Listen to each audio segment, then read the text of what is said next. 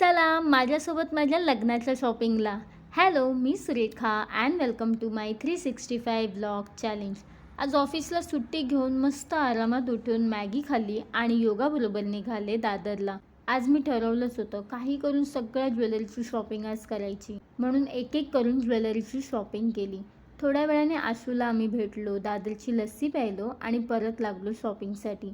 ही हल्दी jewellery ना सध्या खूप ट्रेंडमध्ये आहे. मी फक्त इंस्टाग्रामवर पाहिली होती आणि मला ती ट्राय पण करायची होती आणि नशिबाने ती मला आता दादरच्या एका शॉपमध्ये दिसली.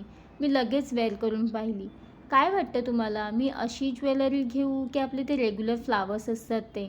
मला कमेंट करून नक्की सांगा. हल्दीचा लुक वाटतं माझीच गोल्डन